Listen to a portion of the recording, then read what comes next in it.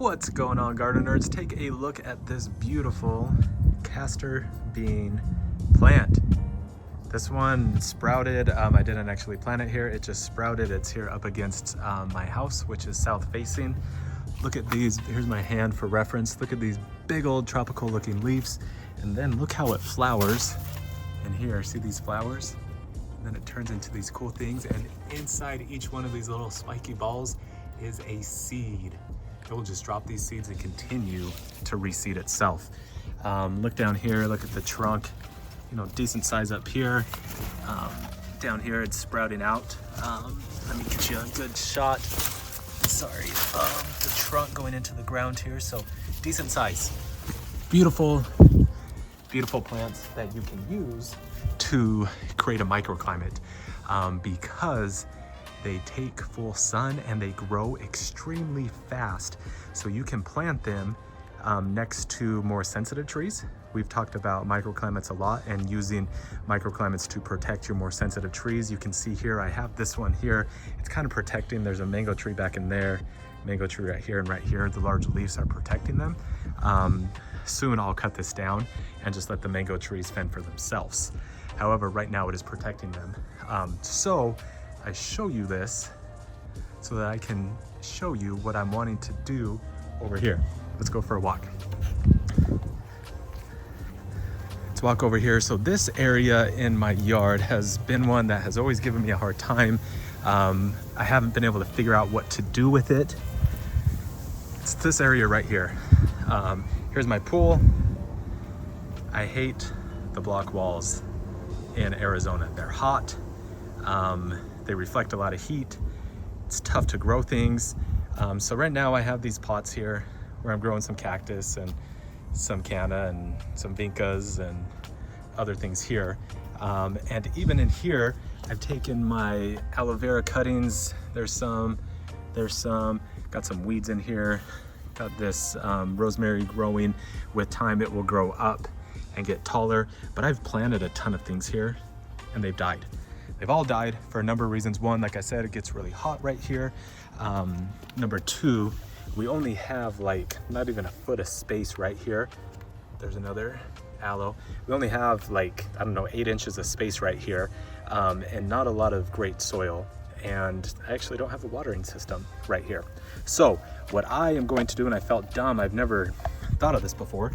I failed planting a lot of things, but I am going to take these castor bean seeds. Take a look at these seeds right here. Really cool looking seeds. And I am going to plant a bunch of them all along this little 8-inch crevice here between this hot brick wall and my pool deck. I'm gonna plant them every foot or two. I got a bunch of seeds in here. And then I am going to see how they grow and hopefully eventually fill up this whole wall and provide some shade, provide a nice little microclimate. And then what I can do is I can come in here and plant other things that I want here long term. But the castor bean can kind of be the temporary plant that looks really cool and cools the area down so that those other things can come in and be planted. So that's what you got to look at when you're building your yard, when you're building your microclimate, when you go to the nursery and you see these awesome things that you want to grow, but you just don't have the right area, the right yard for it.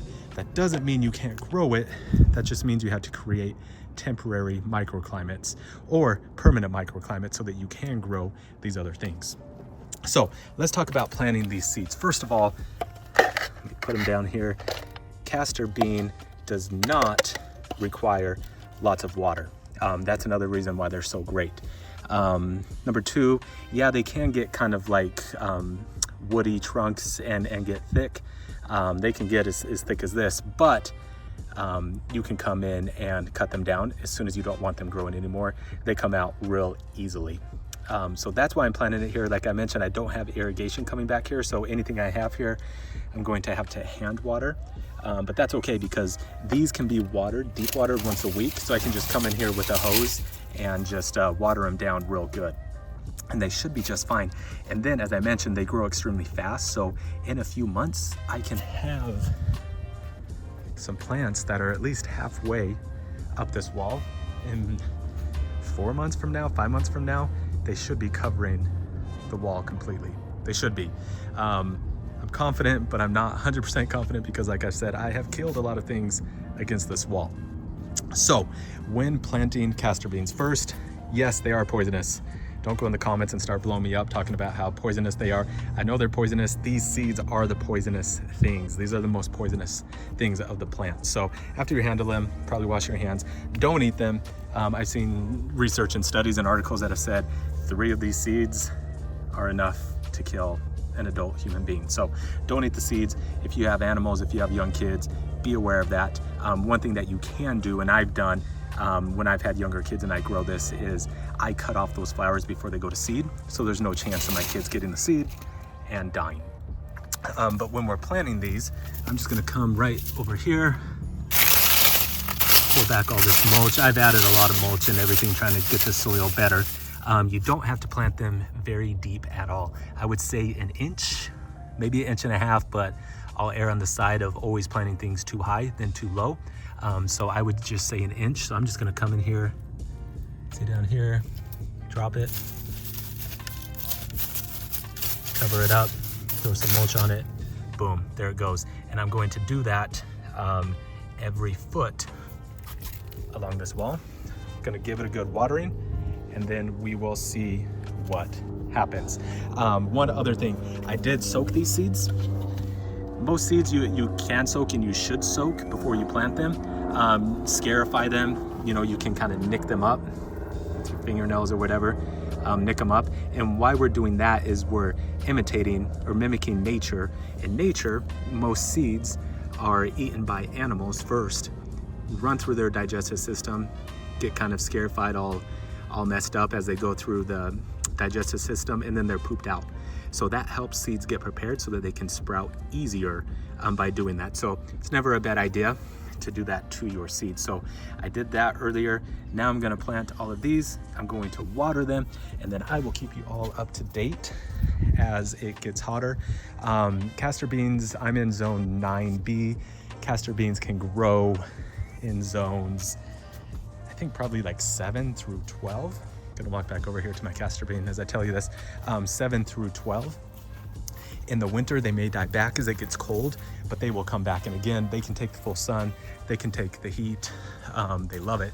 So it is a great plant to use for your microclimate. You can see here, I have another one that sprouted under my lime tree.